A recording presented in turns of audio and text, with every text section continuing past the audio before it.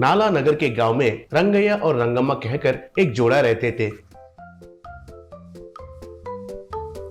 दोनों बहुत अच्छे थे और बहुत दयालु थे। उनके घर के बगल में रहने वाले सुब्बैया और सुब्बम्मा कहकर एक जोड़ा बहुत कंजूस थे, बिल्ली को भी भीख नहीं देते थे। रंगैया वाले उनके घर के सामने ही एक ठेले के ऊपर एक बर्गर तैयार करके बेचते थे। उसके लिए पहले उबाले हुए अंडों को छीलकर उनको दो टुकड़ों में करके उस अंडों का पीला भाग को तेल में मसाला डालकर अच्छे से तलाकर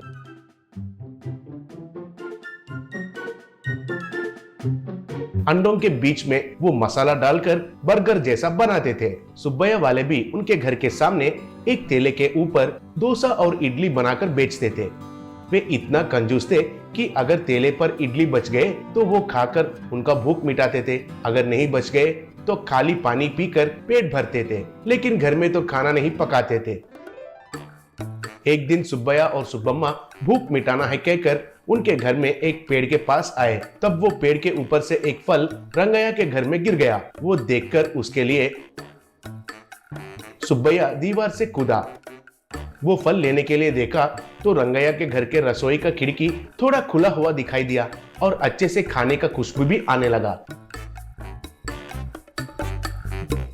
वो धीरे से रसोई का दरवाजा खोलकर अंदर जाकर देखा तो बर्तनों में बचा हुआ खाना दिखाई दिया।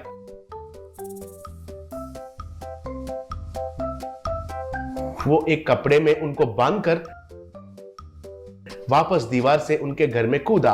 घर में बीवी से जो हुआ वो कहा तो उसकी पत्नी उसको बहुत तारीफ करने लगी। दोनों मिलकर खुशी से खाना भी खाए। अगले दिन दोनों रंगैया के घर में कोई झगड़ा होगा है कहकर देखने लगे, लेकिन कोई आवाज भी नहीं आया था। तब रंगम्मा, क्यों जी, उनके घर में खाने के लिए कोई गौर नहीं किया लग रहा है। कैसे इंसान है पता नहीं। उनके घर में हर रोज चोरी करके खाने से भी कुछ नहीं होगा। तुम वही काम पर रहो, बोली।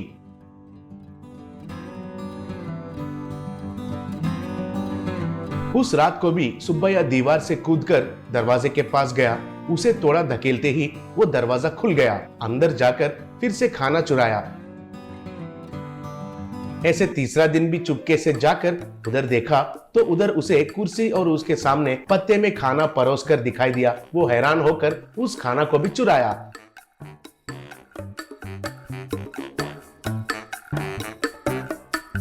अगले दिन रंगैया के घर के आगे भीड़ था। वो देखकर सुब्बैया वाले थोड़ा घबरा गए।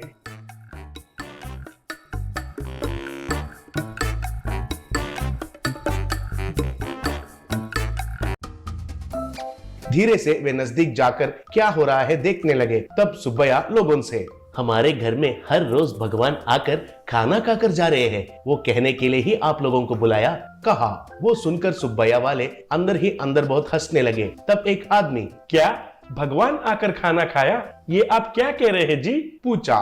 तब रंगैया, हाँ भाई, हर रोज भगवान आकर खाना खाकर जा रहे हैं। पहले दिन खाना गायब होने से कोई कुत्ता या बिल्ली खाए होंगे कहकर मेरी बीवी ने बोली थी, लेकिन मैं तो भगवान खुद आकर खाए होंगे सोचा, इसलिए दूसरा दिन वो क्या है जानना है कहकर खाना ज्यादा बनाकर दरवाजा को भी बंद करके रखे थे, फिर भी खाना गायब हो गया। हम हैरान होकर तीसरा दिन पत्ते में खाना परोसे थे, इस बार पत्तों के साथ साथ खाना भी गायब हो गया, फिर ये तो जरूर भगवान का ही काम है, कहा। वो सुनकर लोग, हाँ ये तो भगवान ही है, भगवान ही है कहकर चिल्लाए। तब ये सब देखकर सुब्बैया और सुब्बम्मा बहुत खुश होने लगे। तब एक आदमी, आपके घर में आने वाले भगवान को हम भी देखते हैं जी, क्या कहते हैं लोगों, कहा। तब लोग, हाँ सबको देखना ही है, सबको देखना ही है कहकर चिल्लाने लगे। तब रंगैया, अच्छी बात है, लेकिन आप सब लोग देख रहे हैं कहकर भगवान नहीं आ सकते हैं, इसलिए चुपके से देखना सही होगा, कहा। वो सुनकर लोग ठीक है कहकर मान लिए। उस दिन से लोग उनके घर के आसपास छुपकर उस रसोई के तरफ ही देखने लगे। चोरी करने के लिए देख रहा सुब्बैया को वे लोग दिखाई देकर वो रुक गया।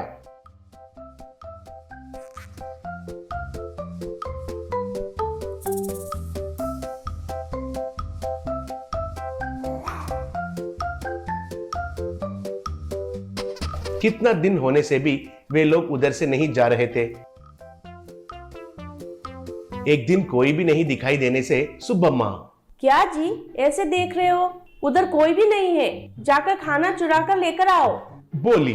तब सुब्बैया, क्या लाना है, कहां कहां चुपके से देख रहे हैं कहकर हमें कैसे पता चलेगा, अगर पकड़े गए तो खूब मारेंगे रे, कहा।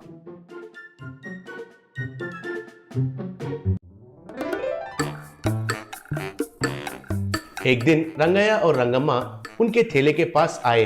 तब रंगैया, कैसे किस्म के लोग हो आप चोरी किया है कहकर पता चलने से भी मैंने कुछ नहीं किया, लेकिन आपने रुके नहीं, चोरी करके खाना क्यों खा रहे हो दरिंदर के जैसे, इसलिए आपको सबक सिखाना है कहकर लोगों को भगवान आकर खाना खाकर जा रहे हैं कहकर यकीन दिलाया। अब से लोग ही हमारा घर का रक्षा करेंगे, कम से कम अब से बुद्धि बदलकर अच्छे से जीना सीखो, कहकर डांटा। उससे सुब्बैया और सुब्बम्मा सर झुकाकर शर्मिंदा होने लगे।